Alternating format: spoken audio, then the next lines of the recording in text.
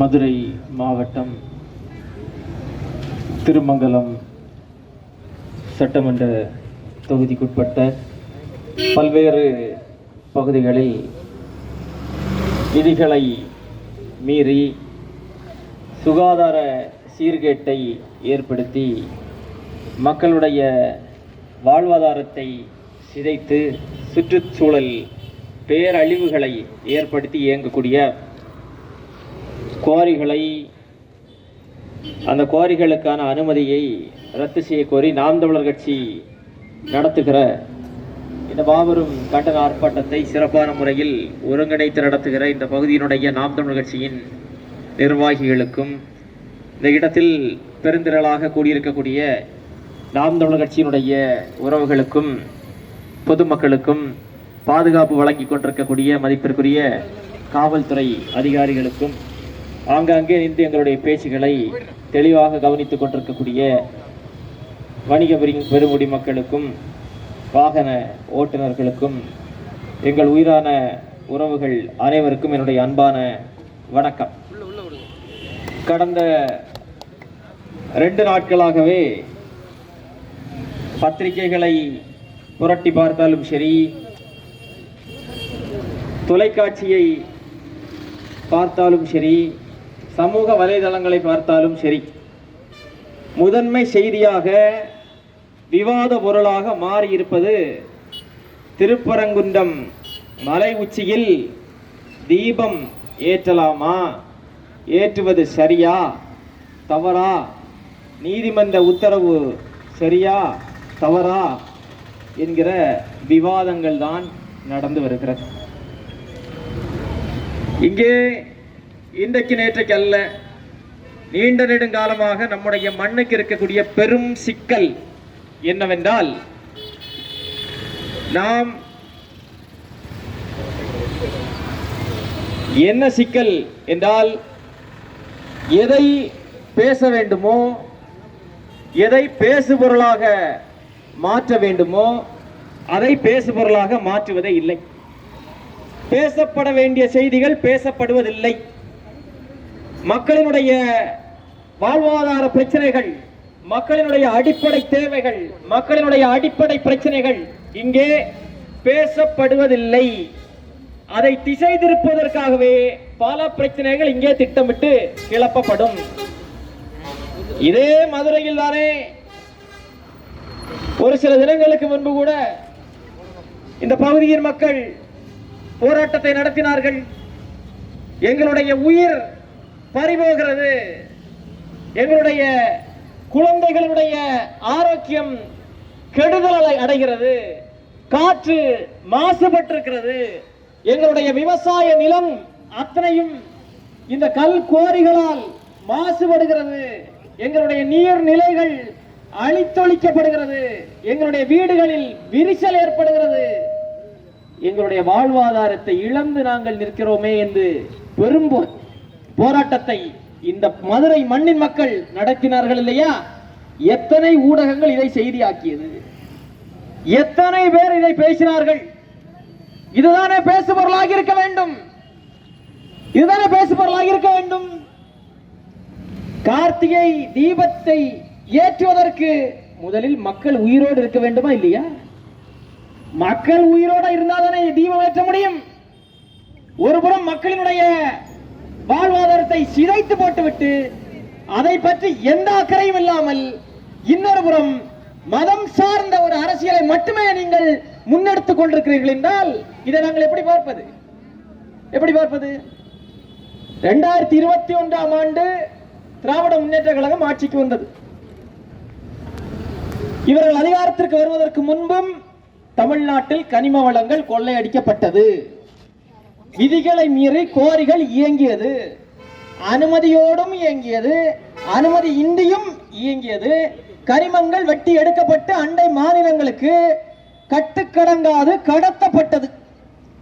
அப்போதெல்லாம் இவர்கள் என்ன சொன்னார்கள்? திமுகவினுடைய சட்டமன்ற உறுப்பினர்கள், திமுகவினுடைய தலைவர்கள், திமுகவின் எதிர்க்கட்சி தலைவர், திமுகவினுடைய தலைவரும் அன்றைக்கு எதிர்க்கட்சி தலைவருமாக இருந்த மதிப்பிற்குரிய ஐயா ஸ்டாலின் அவர்கள், இவர்கள் எல்லோரும் என்ன சொன்னார்கள்? அதிமுக ஆட்சியில் கனிம வள கடத்தல் நடக்கிறது, கோடி கோடியா கொள்ளையடிக்கிறானே, கொள்ளையடிச்ச பணத்தை எல்லாம் எங்க கொண்டு போய் வைக்க போறான்னு தெரியலையே. இந்த கொள்ளைக்கு ஒரு முற்றுப்புள்ளியே இல்லையா? மக்களை சிந்தியுங்கள். எங்களுக்கு வாக்கு செலுத்தினீர்கள் என்றால் இந்த கனிமவள கடத்தை நாங்கள் தடுத்து நிறுத்துவோம் என்று பேசினார்கள், போராட்டங்களை நடத்தினார்கள். எங்கெல்லாம் கனிமவள கடத்தல் நடந்ததோ அங்கெல்லாம் இவர்கள் பேசினார்கள், போராடினார்கள். 4.5 ஆண்டு காலமாகிறது இல்லையா ஆட்சிக்கு வந்து. இந்த 4.5 ஆண்டு காலத்தில் இவர்கள் கடந்த ஆட்சியில் கொடுத்த அனுமதியில் இயங்கக்கூடிய குவாரிகளுக்கு எதிராக போராடவில்லை, அந்த குவாரிகளுக்கு எதிரான நடவடிக்கைகளில் ஈடுபடவில்லை என்பதை தாண்டி புதிதாக குவாரிகளுக்கு அனுமதி கொடுக்கிறார்கள். யார் கேட்டது? யார் கேட்டது? நாங்கள் கேட்டோமா? மக்களாகிய நாங்கள் கேட்டோமா? புதுசா எங்களுக்கு குவாரி தேவை நாங்கள் கேட்டோமா? அப்ப எதுக்கு எங்களுக்கு குவாரி? எதுக்கு குவாரி? இந்த பிரச்சனை மதுரை மண்ணினுடைய பிரச்சனை அல்ல, இது இந்த பகுதிக்கான பிரச்சனை மட்டுமல்ல. கன்னியாகுமரி தொடங்கி சென்னை வரைக்கும் எங்கெல்லாம் கனிமங்கள் இருக்கிறதோ அங்கெல்லாம் கனிமங்களை வெட்டி திருடி கொளுத்து கொண்டிருக்கிற ஒரு கூட்டம். எப்படி கொளுக்கிறது? எப்படி திருடுகிறது? எனக்கு முன்னால் பேசிய அண்ணன்கள் சொன்னார்களே, இந்த ஆட்சியாளர்களுக்கு தெரியாமல் நடக்கிறதா? இந்த அதிகாரிகளுக்கு தெரியாமல் தான் இந்த கனிம வள கடத்தல் நடக்கிறதா? என்ன சொல்கிறார்கள்? அது விதிமீறல் எல்லாம் இருக்குது, அது நாங்க அனுமதி கொடுத்துட்டோமே, என்ன செய்யறது? நீங்க விதிமீறல் இருக்குன்னு சொல்றீங்க, ஆனால் அனுமதியோடு தானே இயங்குகிறார்கள் என்று நாங்கள் வைக்கக்கூடிய எங்களுடைய கோரிக்கையே முதலில் நடவடிக்கை எடுக்க வேண்டியது அனுமதி கொடுத்த அதிகாரிகள் மீதுதான். அவர்கள் மீது வழக்கு பதிவு செய்யுங்கள். செய்யுங்க. இந்த மாவட்டத்திற்கு ஒரு மாவட்ட ஆட்சியர் இருக்கிறார், அவருடைய வேலை என்ன? மாவட்ட ஆட்சியருக்கு என்னுடைய வரி பணத்திலிருந்து எதுக்கு சம்பளம்? எதுக்கு சம்பளம்? இந்த கனிம வள கடத்தலை ஆதரிப்பதற்கா? இந்த குவாரி முதலாளிகளின் பக்கம் நிற்பதற்கா? எதுக்கு உங்களுக்கு சம்பளம்? என்னுடைய வரி பணத்தில் உங்களுக்கு நான் சம்பளம் தருகிறேன் என்றால் எனக்காக வேலை செய்வதற்கு, என்னுடைய வாழ்வாதாரம் எப்போதாவது அழித்தொழிக்கப்படுவதற்கான சூழல் வருகிறது என்றால் என் பக்கம் நீங்கள் நின்று என்னை பாதுகாக்க வேண்டும். இந்த நிலத்தை, இந்த வளத்தை, இந்த மண்ணை, இந்த நிலத்தினுடைய சூழலியலுக்கு ஏதாவது சிக்கல்கள், பாதிப்புகள், பேராபத்துகள் வருகிறது என்றால் அதிலிருந்து இந்த நிலத்தையும் வளத்தையும் மண்ணையும் மக்களையும் பாதுகாப்பதற்காகத்தான் உங்களுக்கு சம்பளம் தரப்பட்டதை தவிர குவாரி முதலாளிகளிடம் கை கட்டி நிற்பதற்கு உங்களுக்கு சம்பளம் தரல. இவ்வளவு குற்றச்சாட்டுகள், இத்தனை குவாரிகள், ஏற்கனவே 15 குவாரிகள் இயங்குகிறது. அந்த குவாரிகளை விதிகளை முழுக்க என்னென்ன விதிகளை இவன் மீற முடியுமோ எல்லா விதிகளையும் மீறிதான் இவன் குவாரியை நடத்தி கொண்டிருக்கிறான். தெரியுது இல்லையா? அப்ப எதுக்கு புதிதாக 3 குவாரிகளுக்கு அனுமதி கொடுத்தீங்க? யார் அனுமதி கொடுத்தது? இந்த மாவட்ட ஆட்சியர். எதுக்கு அனுமதி கொடுக்குறீங்க? இந்த கனிமவள துறை, இது கனிமவள துறை இல்ல, இது கனிமவள கடத்தல் துறை. கனிமவள கடத்தல் துறை. இவர்கள் என்றைக்கு கனிம வளங்களை பாதுகாத்தார்கள்? கனிமவள துறையினுடைய வேலை என்ன? நீங்கள் செய்து கொண்டிருக்கக்கூடிய வேலை என்ன? வேலை என்ன? இப்ப புதிதாக குவாரிகளுக்கு அனுமதி கொடுக்கிறீர்கள். நாங்கள் எழுப்பக்கூடிய கேள்வி, இந்த குவாரிகளில் விதிமீறல் நடக்கிறதா இல்லையா? நடக்கிறதா இல்லையா? நாங்களே படம் எடுத்து தந்திருக்கிறோம், ஆதாரங்கள் எங்களிடமே இருக்கிறது, உங்களிடம் நாங்கள் ஒப்படைத்திருக்கிறோம். விதிமீறல்களோடு இயங்கக்கூடிய குவாரிகளை எதற்கு நீங்கள் அனுமதிக்கிறீர்கள்? முதலில் நீங்கள் அனுமதி கொடுத்ததே தவறு. வேளாண் நிலங்கள் அருகில் இருக்கிறது, நீர்நிலைகள், கண்மா இருக்கிறது, ஓடைகள் இருக்கிறது, நீர்நிலைகள் இருக்கிறது, மக்களுடைய குடியிருப்பு பகுதிகள் இருக்கிறது, வழிபாட்டு தலங்கள் இருக்கிறது. இத்தனை இடங்கள் இருக்கக்கூடிய பகுதிகளில் இத்தனை தலங்கள், அடையாள சின்னங்கள், மக்களுடைய வாழ்வாதாரம் இருக்கக்கூடிய பகுதிகளில் எதற்காக குவாரிகளுக்கு அனுமதி கொடுத்தீர்கள்? எப்படி அனுமதி கொடுத்தீர்கள்? எப்படி நீங்க கொடுப்பீங்க? அப்ப இந்த கனிமவள கடத்தலில் முதல் அக்யூஸ்ட் மாவட்ட ஆட்சியர் தான், அவர்தான். அடுத்து கனிமவளத்துறை அதிகாரிகள். இந்த மாசு கட்டுப்பாட்டு வாரியம்னு ஒண்ணு இருக்கா? இருக்கா? எங்கேயாவது இந்த மாசு கட்டுப்பாட்டு வாரியம் ஏதாவது ஒரு பகுதியில் இந்த மாசு கட்டுப்பாட்டு வாரிய அதிகாரிகள் உருப்படியா ஒரு வேலை செஞ்சது? மாசு கட்டுப்பாட்டு வாரியம்னா என்ன தெரியுமா?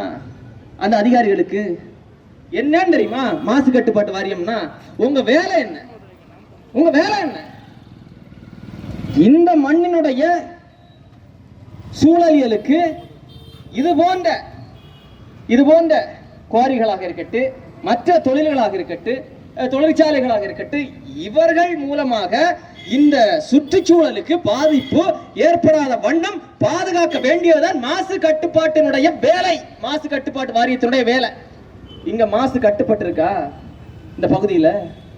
ஏன் மூச்சு விட முடியல, ஐயா சுவாசிக்க முடியல? இந்த மக்கள் சொல்கிறார்களே, நுரையீரல் பிரச்சனை வருது, நோய் வருது, ஆஸ்துமா வருது, தோல் வியாதி வருகிறது இந்த குவாரிகளால். அதுக்கு ஏதாவது ஆய்வாவது செய்தீர்களா நீங்கள்? குற்றச்சாட்டை வைக்கிறோம் ஐயா, மக்கள் குற்றச்சாட்டை வைக்கிறார்கள், இந்த குவாரியால எனக்கு இவ்வளவு பிரச்சனை இருக்கு என்று குற்றச்சாட்டை வைக்கிறார்கள். உங்களுடைய பதில் என்ன செய்யணும்? நீங்க உடனடியாக குழு, எல்லாத்துக்கும் குழு போடுறீங்க. நீங்க என்ன கேட்டாலும், என்ன கோரிக்கை கேட்டாலும் குழு போட்டுட்டோம், குழு வேலை செய்யுதுன்னு சொல்கிறீர்கள் இல்லையா? இந்த கனிமவள கடத்தலுக்கு எதிராக, இந்த கனிமவள கடத்தல் நடக்கிறதா இல்லையா என்று மக்களுடைய இந்த குற்றச்சாட்டு உண்மையா இல்லையா என்பதை நிரூபிப்பதற்காக, கண்டுபிடிப்பதற்காக ஒரு குழு போடுங்க, போட்டு குவாரிக்குள்ள அனுப்புங்க. அப்படியே இவர்கள் அனுப்பினாலும் அந்த குழுவில் ஏதாவது நல்ல நேர்மையான அதிகாரிகள் இருந்தார்கள் என்றால், அதுக்கு வாய்ப்பு இல்லை, ரொம்ப குறைவு. ஒருவேளை அப்படி அதிகாரிகள் இருந்தார்கள் என்றால் இந்த மோசடிகளை கண்டுபிடித்து அவர்கள் இந்த குவாரிகளுக்கு இத்தனை ஆயிரம் கோடி அபராதம் விதிக்க வேண்டும், இத்தனை லட்சம் கோடி மோசடி செய்திருக்கிறார்கள், அபராதம் விதிக்க வேண்டும். அது மட்டுமல்லாமல் இந்த குவாரி முதலாளிகளின் மீது குற்றவியல் நடவடிக்கை எடுக்க வேண்டும் என்று சொல்லி அந்த துறை சார்ந்த அதிகாரிகள் மாவட்ட ஆட்சியருக்கு ஒரு அறிக்கையை சமர்ப்பித்தார்கள், கடிதத்தை எழுதினார்கள் என்றால் அந்த அதிகாரிகளை டிரான்ஸ்பர் பண்ணிடுவாங்க. இதுதான் நடக்கும். இதுதான் விடியல் ஆட்சி. விடியல் ஆட்சியின் சாதனையே இதுதான். அதை தாண்டி நல்ல அதிகாரிகள், நேர்மையான அதிகாரிகள் துணிந்து நின்று இந்த கனிமவள கடத்தலுக்கு எதிராக போராடினார்கள் என்றால் அரசு அலுவலகத்தில் அந்த அதிகாரிகள் பணியில் இருக்கிற போதே கனிமவள கடத்தல்காரன் வெட்டி கொலை பண்ணுவோம். நடந்ததா இல்லையா? தூத்துக்குடியில் விஏஓ லூர்து பிரான்சிஸ் எப்படி படுகொலை செய்யப்பட்டார்?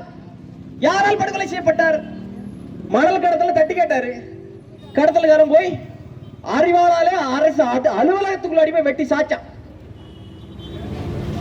இந்த லட்சணத்துல தான் தமிழ்நாட்டினுடைய ஆட்சி இருக்கிறது. இங்கே பாதுகாப்பு யாருக்கு வழங்கப்பட வேண்டும்? மக்களுக்கு பாதுகாப்பு வழங்கப்பட வேண்டும்.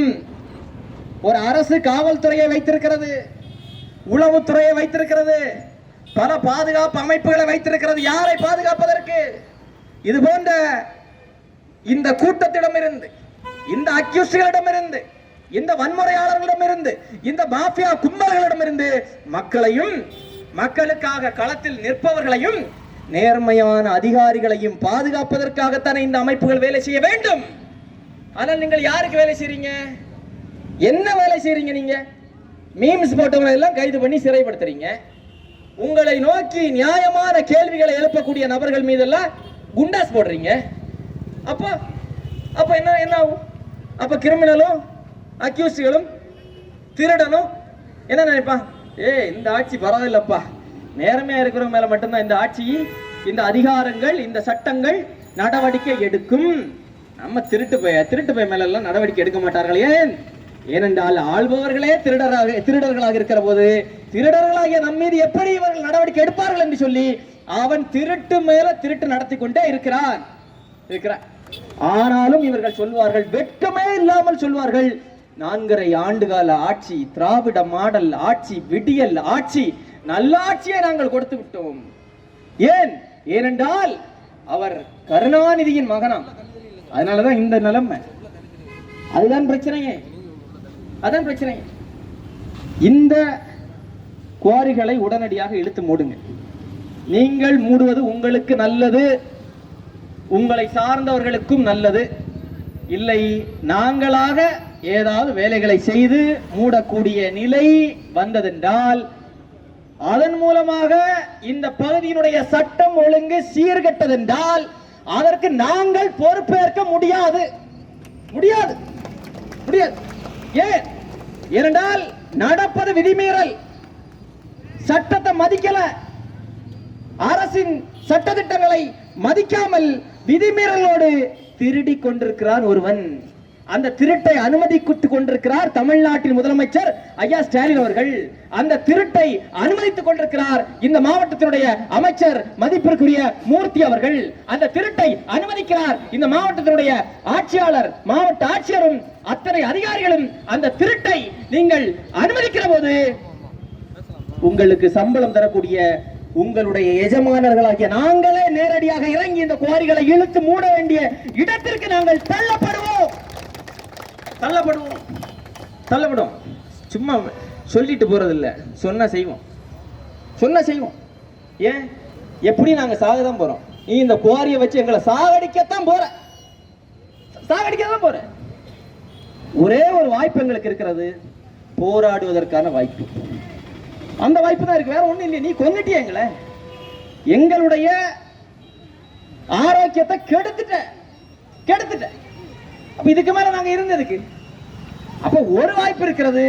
எந்த எல்லை வரைக்கும் சென்று இந்த குவாரிகளுக்கு எதிரான போராட்டத்தை நாங்கள் நடத்த முடியுமோ அந்த எல்லை வரைக்கும் செல்வதற்கு அந்த மக்கள் தயாராக இருக்கிறார்கள்.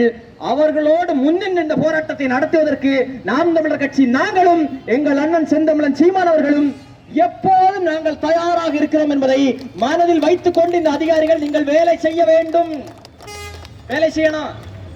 இந்த அதிகாரிகள் எல்லாம் சாப்பிடுறீங்க, 3 வேளை எல்லாரும் சாப்பிடுறீங்கல்ல, அமைச்சர்கள் ஐயா முதலமைச்சர் நல்லா சாப்பிடுறீங்களா? தினமும் காலையில மத்தியானம் இரவு எல்லாம் சாப்பிடுறீங்க இல்லையா? அந்த சாப்பாடு எங்க இருந்து வருது? வானத்திலிருந்து அப்படி மழை வர்றப்ப மழை மாதிரி பொழியுதா உணவுப் பொருட்கள் எல்லாம்? இங்க இருக்கக்கூடிய விவசாயிகள் அவர்களுடைய விளை நிலங்களில் உணவை உற்பத்தி செய்தால்தான் நீங்களும் உங்க வீட்டு பிள்ளைங்களும் உங்களுடைய அமைச்சர்களும் உங்களுடைய சட்டமன்ற உறுப்பினர்களும் சாப்பிட முடியும். இப்ப நாங்க எதுக்கு தெரியுமா போராடிட்டு இருக்கிறோம்?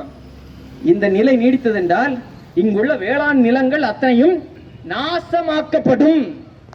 விவசாயம் செய்யறதுக்கு நிலமே இருக்காது. விவசாயம் செய்யக்கூடிய விவசாயிகள் அவர்களும் இருக்க மாட்டார்கள். இந்த நிலை நீடித்தது என்றால் இன்னும் ஒரு சில ஆண்டுகளில் மிகப்பெரிய உணவு பஞ்சம் ஏற்படும். அந்த பஞ்சத்தில் அடிபட்டு செத்துறாதீங்கடா என்றுதான் உங்களை நாங்கள் கேட்டுக்கொண்டிருக்கிறோம். புரிகிறதா? இந்த பிரச்சனை சூழலியலை பாதுகாப்பதற்கான பிரச்சனை. இந்த மண்ணின் மக்களினுடைய வாழ்வாதாரம் ஒருபுறம், இன்னொரு புறம் மிகப்பெரிய சூழலியல் சீர்கேடு நடக்கிறது. நிலத்தை நாசம் பண்றான், நீரை நாசம் பண்றான். இது ரெண்டு போதும். நீர் இன்னைக்கு மாசுபடுது. உன்னுடைய குவாரியினுடைய அங்குள்ள கழிவு நீராக இருக்கட்டு, அங்குள்ள கற்கள் எல்லாம் வந்து விழுதுங்க. நீ குவாரியை வச்சு வெடிக்கிறதுல என்னுடைய விவசாய நிலத்துல கல் விழுது. உன்னுடைய கழிவுகள் அத்தனையும் என்னுடைய வேளாண் நிலத்துல வந்து விழுது. என்னுடைய ஓடைகளில் கண்மாய்களில் அந்த தண்ணீர் கலக்கிறது. இந்த தண்ணீரை பயன்படுத்தக்கூடிய நாங்கள் எங்களுடைய நிலை என்ன? நீர் மாசுபட்டதென்றால் எல்லாமே மாசுபடும். உனக்கும் சேர்த்துதான் போராடிட்டு இருக்கும். புரிகிறதா? உங்களுக்கும் சேர்த்ததான போராட்டம் தான் எங்களுடைய போராட்டம்.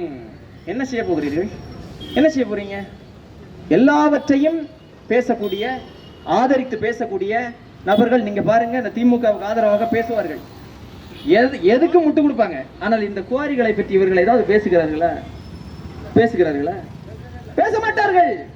பேசவே மாட்டார்கள். தமிழ்நாட்டின் முதலமைச்சர் ஐயா ஸ்டாலின் அவர்கள் கடந்த 4.5 ஆண்டு காலத்தில் இந்த கரிவள கடத்தல் குறித்து பேசிய பேச்சுகள் எத்தனை? மறுத்தாவது பேசினீர்களா? பேசுங்க. ஏன் பேசாம அமைதி காக்குறீங்க? திருப்பரங்குன்றம் விவகாரத்தில் ஐயா ஸ்டாலின் அவர்கள் கொஞ்ச நேரம் முன்னாடி ஒரு ட்வீட் போட்டிருக்கிறார்.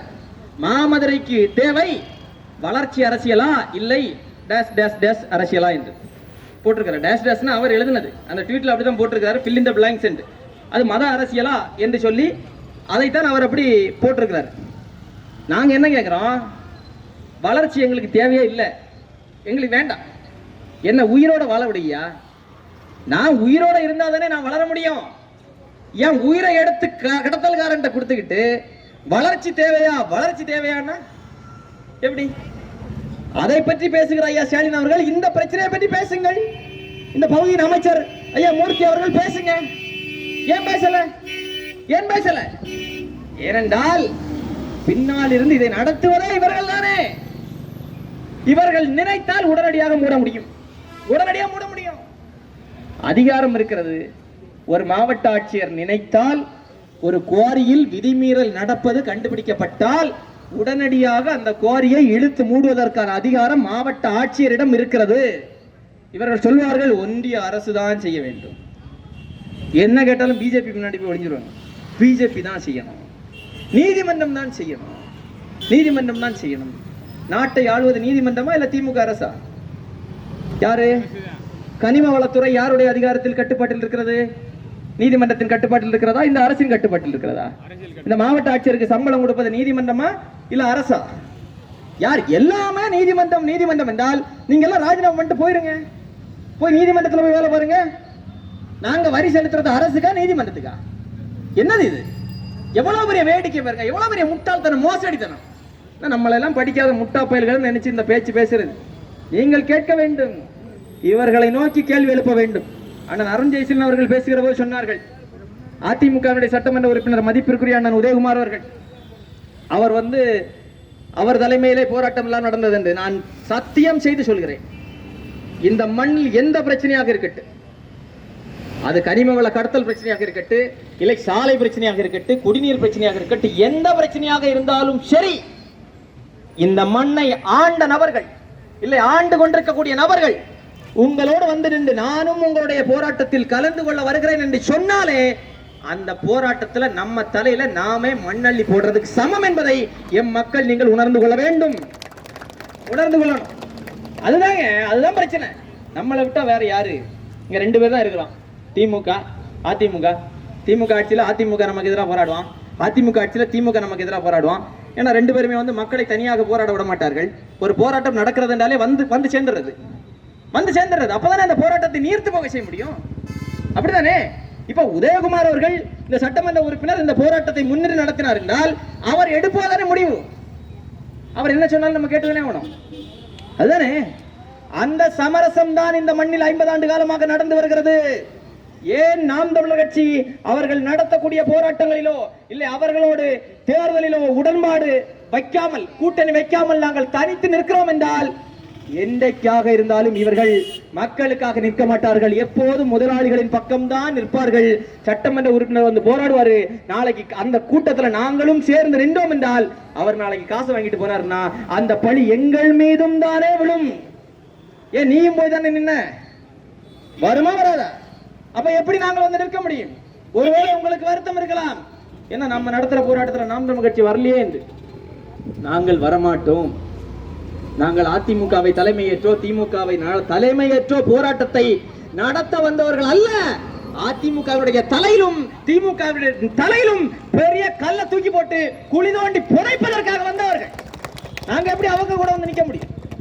இந்த மண்ணின் விடிவு காலம் என்பது இந்த கட்சிகள், இந்த மண்ணை 50 ஆண்டு காலமாக காலமாக இந்த மண்ணை ஆண்டு வரக்கூடிய இந்த 2 கட்சிகளையும் என்றைக்கு நல்ல ஆழமான குழியை தோண்டி புதைக்கிறோமோ அன்னைக்குதான் இந்த மண்ணின் விடிவு காலம், இந்த மண்ணின் மக்களுடைய வாழ்வாதாரம் அன்றைக்குத்தான் பாதுகாக்கப்படும். இவங்களை நம்பி போகாதீங்க. என்ன வேணாலும் செய்வாங்க.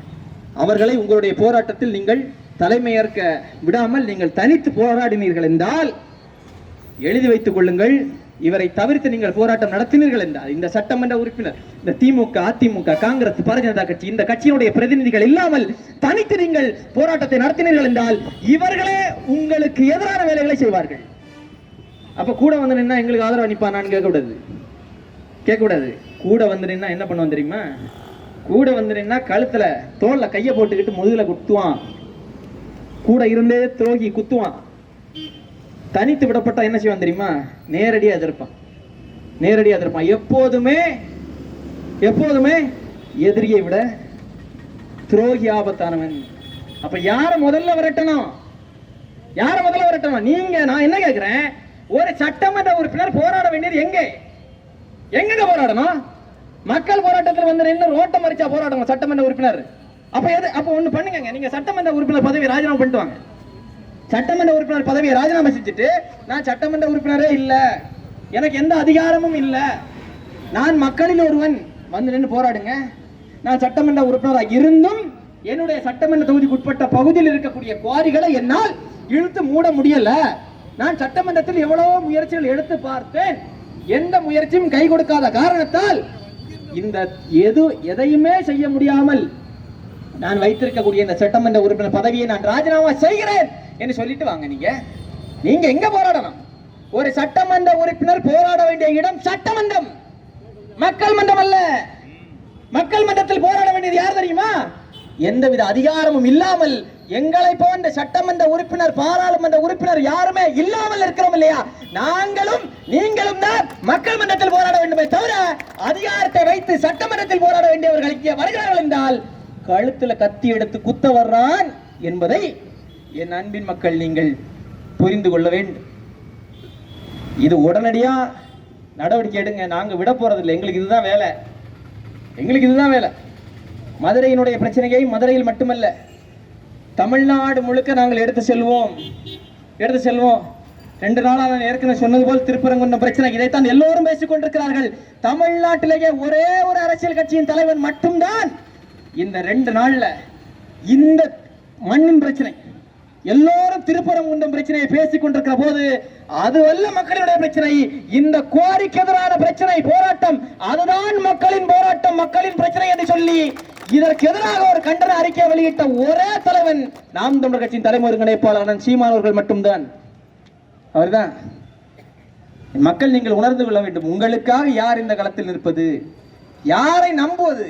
நம்மை பார்த்துட்டோம், திமுகவை பார்த்துட்டோம், அதிமுகவை பார்த்துட்டோம், காங்கிரஸை பார்த்துட்டோம், பாஜகவை பார்த்துட்டோம். இந்த கட்சியினுடைய சட்டமன்ற உறுப்பினர்கள் எதை செய்வார்கள் என்பதை பார்த்துட்டோம். இந்த கட்சியின் பாராளுமன்ற உறுப்பினர்கள், அமைச்சர்கள், முதலமைச்சர், பிரதமர் இவர்கள் எதை செய்வார்கள் என்பதை பார்த்து விட்டோம். எதை செய்தார்கள்? நம்மை எல்லாம் போராட செய்தார்கள்.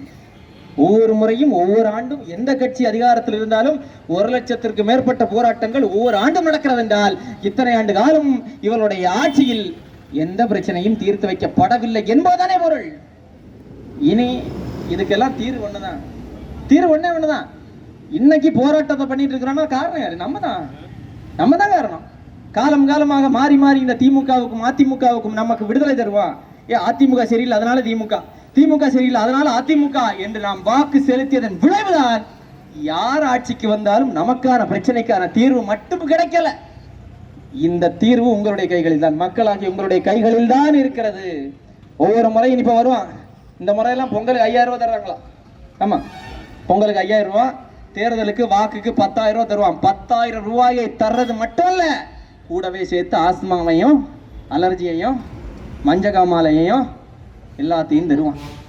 10,000 ரூபாய் தர்றான், ஓட்டுக்கு 10,000 ரூபாய் தர்றான்னா அந்த 10,000 ரூபாயில நீங்க எதை பார்க்கணும்னா ஆஸ்துமாவை பார்க்கணும், இந்த குவாரியை பார்க்கணும், நம்முடைய நிலம் நஞ்சாகி இருக்கிறது இல்லையா அதை பார்க்கணும், நம்முடைய வேளாண் நிலத்தில் இந்த கனிமம் இந்த குவாரியினுடைய கற்கள் கிடக்கிறது இல்லையா அந்த பணம் தான் இந்த பணம் என்பதை பாருங்க.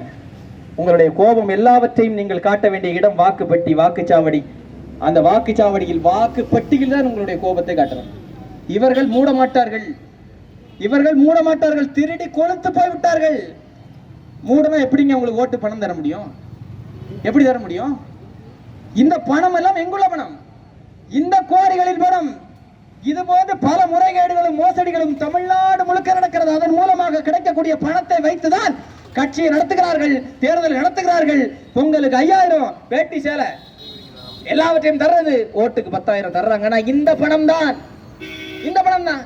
நம்ம கோரியை எதிர்த்துட்டு இந்த பணத்தை வாங்கி அவனுக்கே ஓட்ட போடுறது எவ்வளவு முட்டாள்தனமான வேலை. அதை என் அன்பு மக்கள் சிந்தித்து நீங்கள் உறுதியா நில்லுங்க. நாம் தமிழர் கட்சி உங்களோடு நிற்கும். எந்த எல்லை வரை சென்றாவது இதை அத்தனையும் இந்த குவாரிகள், அது அனுமதியோடு இயங்கக்கூடிய குவாரிகளாக இருக்கட்டும், அனுமதி இன்றி இயங்கக்கூடிய குவாரிகளாக இருக்கட்டும். சில இடங்கள்ல குவாரிக்கு அனுமதி வாங்குவான், ஒரு குவாரிக்கு அனுமதி வாங்கிட்டு கூட இருக்கக்கூடிய பக்கத்து குவாரிக்கு அனுமதியே இருக்காது, அதையும் அடிச்செடுப்பான். இதே போன்று என்னென்ன விதிமீறல்களோடு இந்த குவாரிகள் இயங்குகிறதோ, எத்தனை குவாரிகள் இயங்குகிறதோ அத்தனை குவாரிகளையும் இழுத்து மூடுவதற்கான அத்தனை முயற்சிகளையும் நாம் தமிழர் கட்சி செய்யும். புதிதாக எந்த குவாரிக்கும் அனுமதி கொடுக்காத அளவுக்கான வேலைகளை நாம் தமிழர் கட்சி செய்யும். எங்களை நம்புங்க, கைவிட மாட்டோம். கைவிட மாட்டோம். எந்த சமரசத்துக்கும் நாங்கள் அடிபணிய மாட்டோம். அவன் எத்தனை கோடி எத்தனை லட்சத்தை வச்சுட்டு இருந்தாலும் சரிதான், என்னதான் மிரட்டல் உருட்டல் விடுத்தாலும் சரி, அதற்கு அடிபணிய மாட்டோம். நாம் தமிழர் கட்சியோடு வந்து நிக்கிறீங்க இல்லையா, இனி குழப்பத்தை ஏற்படுத்துவதற்கான வேலைகளை செய்வார்கள். இறுதி வரைக்கும் நிற்கும் என்று சொல்லி விடைபெறுகிறேன். நன்றி, வணக்கம்.